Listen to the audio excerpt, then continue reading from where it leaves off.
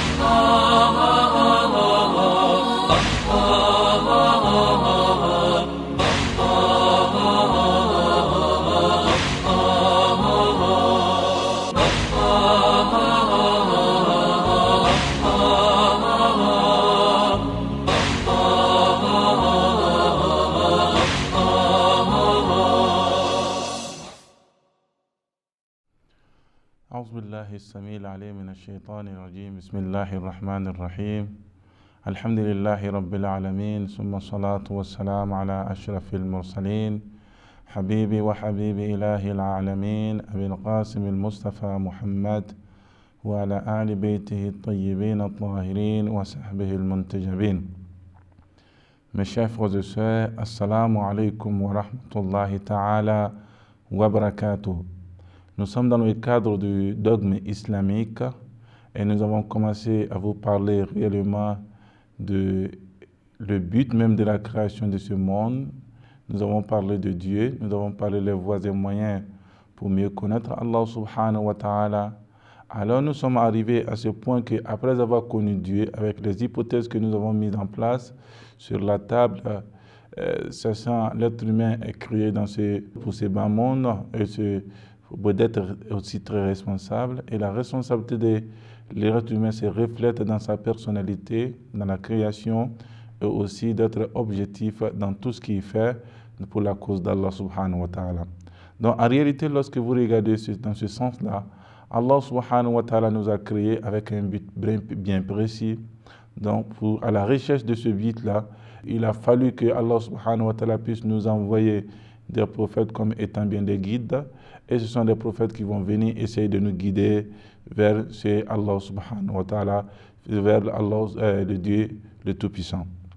Donc en réalité, mes chers frères et sœurs, nous avons parlé des hypothèses que nous avons essayé de mettre en place pour dire que l'être humain, il est à la recherche d'un Dieu dans sa création et dans sa nature innée, qu'on appelle quelque part en arabe al-fitra. Allah subhanahu wa ta'ala, il a créé l'être humain dans cette façon, dans sa création, qu'il puisse réellement partir à la recherche d'un Dieu. Donc l'être humain, de façon naturelle et innée, qui est inné en lui, dans sa création, il est toujours à la recherche d'un Dieu, mais en réalité, il sait vraiment que tous les bonheurs qui l'entourent, l'environnement, sa création, son nu, sa personne, dans sa création, la complexité qui se trouve dans sa création avec des calculs bien définis, et c'est ce qui permet le fonctionnement vrai du corps de l'être humain et son intelligence, etc. Et c'est ce qui amène réellement un être humain réfléchi et raisonnable à partir à la recherche de celui-là même qui a mis en place cette création, qui est aussi très complexe. Donc il y a Allah subhanahu wa ta'ala, ou la cause principale de la création de l'être. Donc il est important, lorsque l'être humain va vers cette création, ce créateur, ces agents, ou c'est la cause principale de son existence, mes chers frères et sœurs, il va vers Allah subhanahu wa ta'ala. Et c'est ce qui est exprimé dans le livre saint d'Allah subhanahu wa ta'ala. Mais ce qui est plus important, mes chers frères et sœurs, lorsqu'on veut parler en réalité de Dieu, on ne peut pas connaître Dieu sans pourtant aussi quelque part connaître les attributs de Dieu. Donc nous sommes amenés à mieux connaître Dieu à travers les prophètes, à travers d'abord notre propre création qui est en nous, la création innée, la nature innée de l'être humain qu'on appelle al-fitra. Il y a aussi de l'autre côté, nous avons besoin aussi pour ces voyages-là partir à la création, puisque Allah subhanahu wa ta'ala nous a dit ceci dans le Saint-Coran, inna lillahi wa inna ilayhi raji'un. Nous sommes comblés, nous sommes obligés, c'est de façon impérative de partir vers Allah subhanahu wa ta'ala. Donc, pour effectuer ce voyage, mes chers frères et sœurs, nous avons besoin réellement d'un chauffeur, d'un guide qui va pouvoir quand même nous amener vers Dieu. En réalité, ce guide-là ne doit pas être quelqu'un aussi très simple aussi que nous. Nous ne connaissons pas Dieu, ne doit pas être aussi quelqu'un qui est au même niveau de connaissance de Dieu que nous. C'est quelqu'un qui doit connaître Dieu mieux que nous, qui puisse nous enseigner à mieux connaître Dieu et nous amène vers Allah subhanahu wa ta'ala. C'est pour cette raison, dans le Saint-Coran, vous allez trouver que Allah subhanahu wa ta'ala, lorsqu'il parle de prophètes, il parle réellement du verbe, il utilise le verbe choisir. Choisir, cela veut dire que ces personnes-là sont distinctes des autres personnes, ils ont aussi des caractères aussi distincts, ils ont un comportement distinct. Dans tout ce qu'ils font dans la vie quotidienne, dans leur vie quotidienne, ils sont distincts des autres. C'est pour cette raison, la question du choix s'impose à nous, que Allah subhanahu wa ta'ala puisse choisir parmi nous-mêmes un prophète. Donc les prophètes, ils sont meilleurs en tout, en la connaissance de Dieu, dans le comportement, etc. Mes chers frères et sœurs, c'est pour cette raison que nous avons besoin des prophètes. Mais en second lieu, pour pouvoir mieux répondre réellement à la curiosité de notre nature innée qui est al-fitra, à connaître Allah subhanahu wa ta'ala, à connaître la cause principale de ce bas monde, il est important, mes chers frères, que nous puissions essayer d'acquérir des connaissances de la part de ces prophètes-là, en quelque sorte. Lorsque nous avons connu des prophètes, cette connaissance-là, c'est cette connaissance qui vont essayer de nous définir réellement de façon claire Allah subhanahu wa ta'ala. Donc, il fait partie, c'est une bonne partie de cet enseignement prophétique. Donc, le prophète nous enseigne aussi les attributs de Dieu. Donc, il est important, mes chers frères et sœurs, pour pouvoir agrandir notre connaissance en Dieu, il est important que nous puissions connaître aussi, à côté de la prophétie, de l'enseignement prophétique, de mieux connaître les attributs de Dieu. Donc, l'enseignement des prophéties peut se composer en des éléments. Aujourd'hui, nous avons le prophète Mohammed sallallahu alayhi wa sallam. Ça se trouve dans le Saint-Coran, le livre révélé par Allah subhanahu wa ta'ala, et aussi la tradition du prophète Mohammed, ainsi que sa pieuse famille alayhi salam.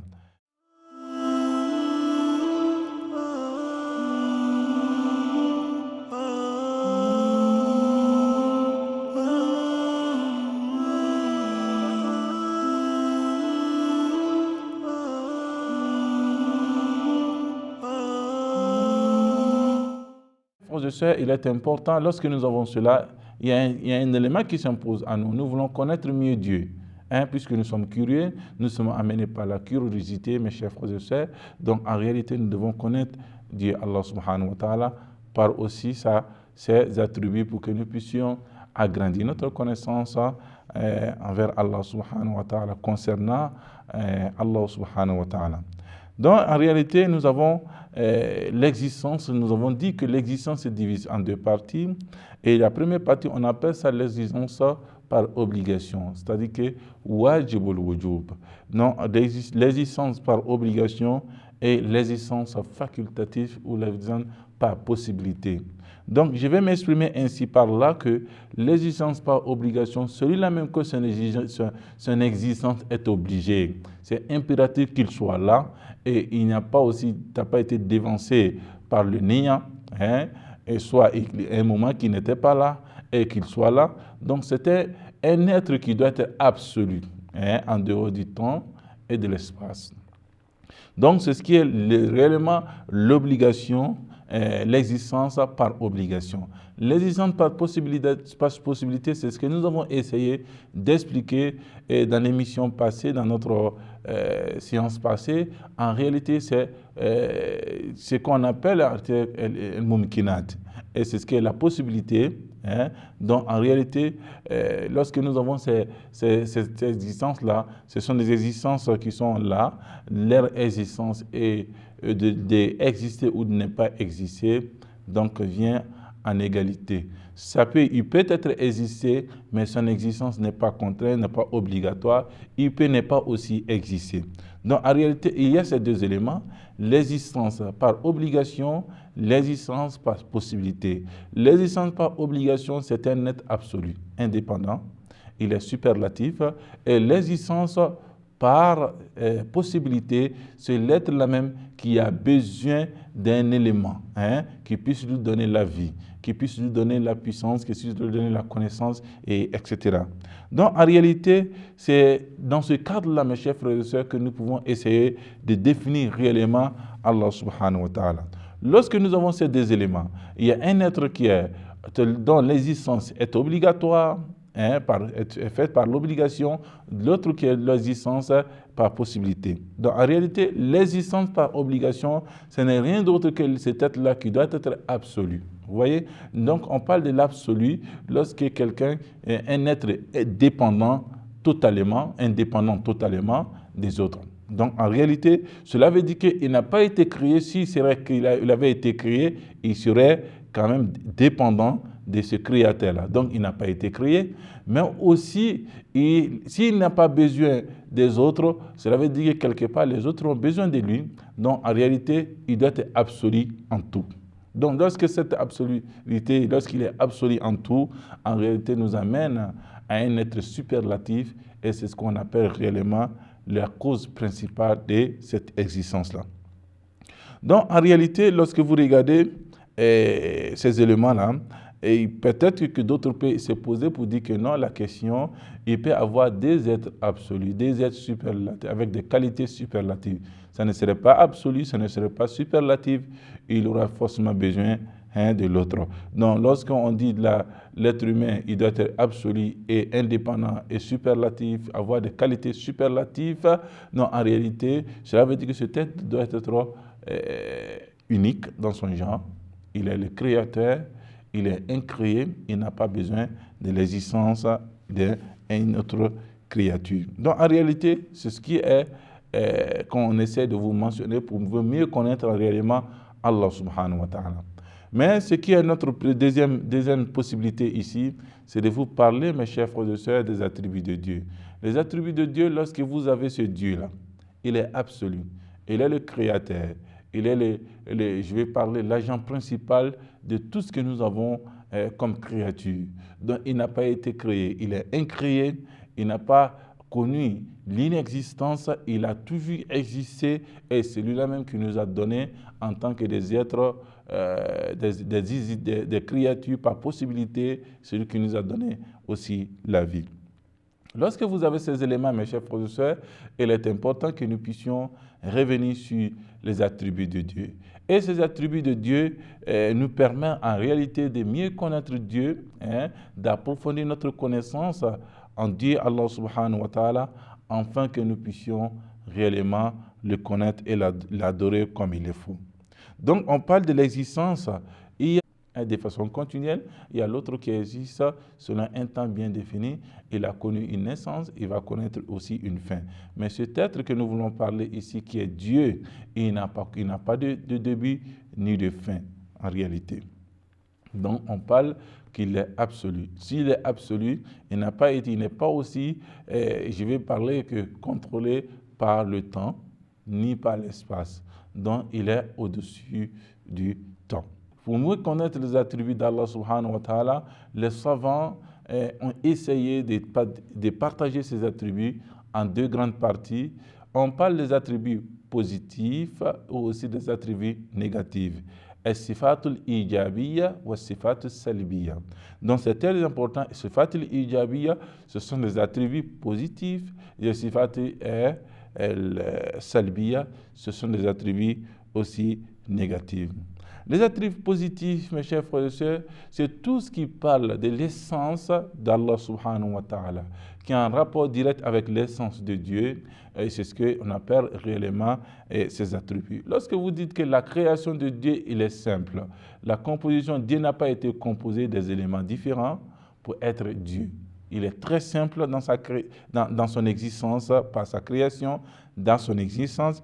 Il n'est pas aussi composé. Donc, si on dit qu'il est simple, cela veut dire quelque part, il n'est pas composé par des choses. Pas cette composition intellectuelle, pas une composition physique, etc. Donc, Allah subhanahu wa ta'ala, dans notre compréhension, nous ne pouvons pas dire que Dieu, il est composé des éléments. Dans notre intelligence, on ne peut pas parler de deux éléments et aussi en dehors de notre intelligence. Je vais parler de l'existence physique, nous ne pouvons pas parler effectivement de des éléments. Il n'a pas été créé, il n'a pas été composé. Je vais parler en ce sens qu'il n'est pas physique. Vous voyez? Contrairement à certaines personnes, certaines écoles qui parlent que Dieu il est physique comme nous, il a un corps aussi comme nous. Nous, en tant que dans l'école chiite, dans l'école de Ahlul Bayt, Dieu, nul n'est égal à lui. Personne, nul n'est égal à lui. Donc, il est en dehors de tout ce que l'être humain peut imaginer.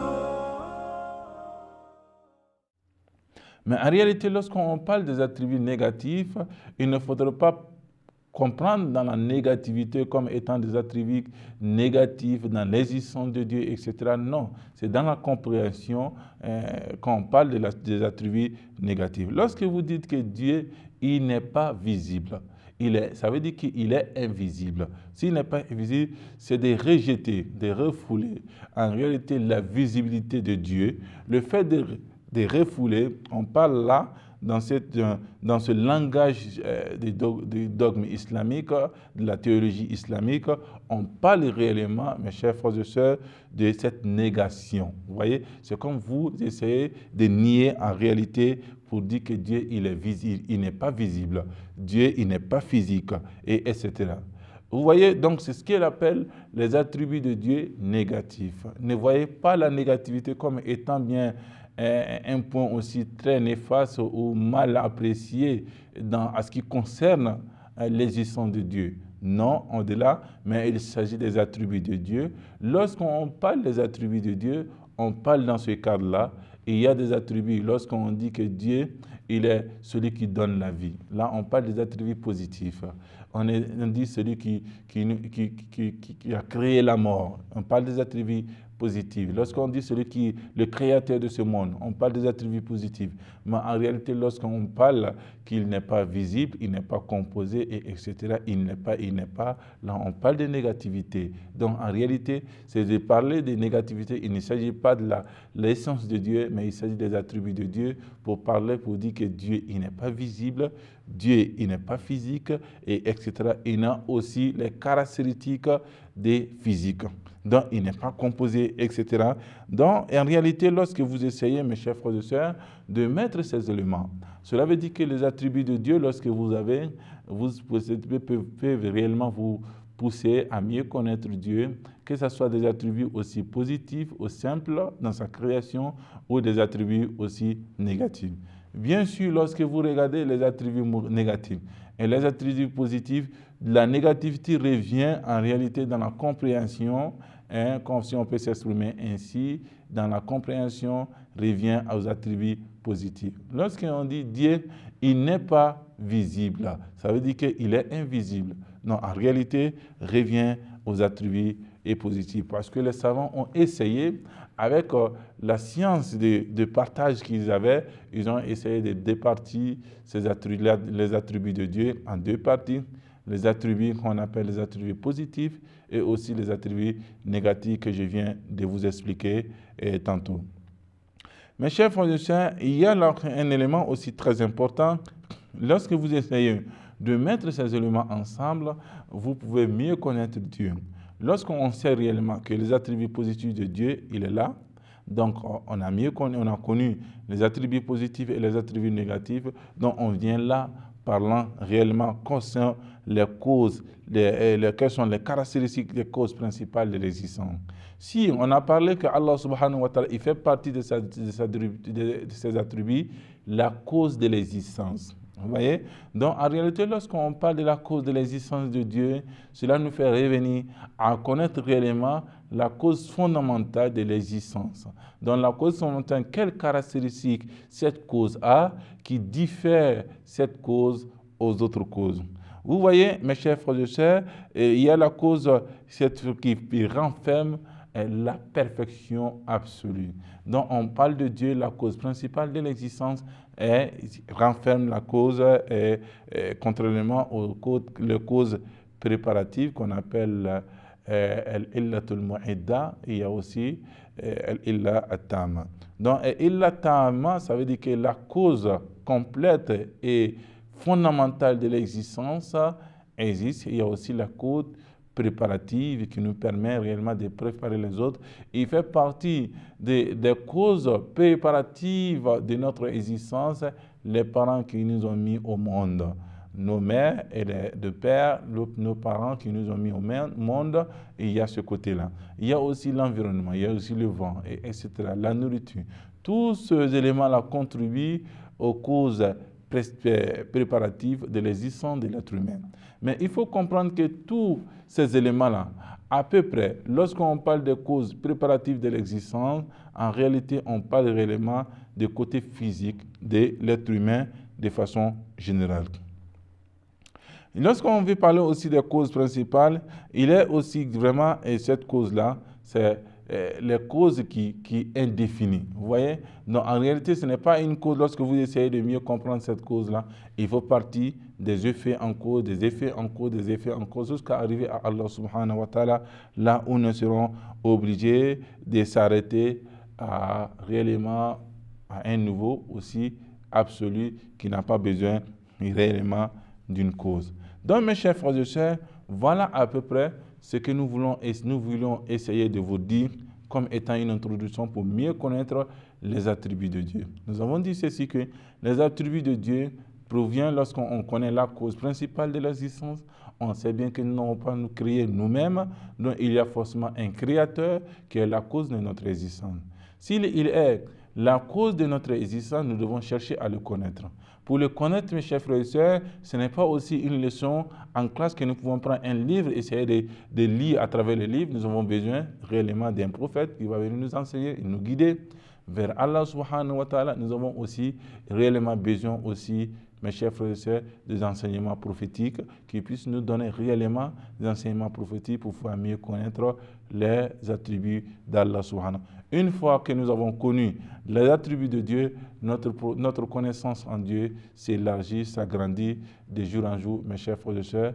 Et je tiens d'abord à vous remercier d'avoir prêté l'attention pour cette séance, Inch'Allah. Pour la séance prochaine, et nous serons à votre disposition. Wassalamu alaikum wa rahmatullahi ta'ala wa barakatuh.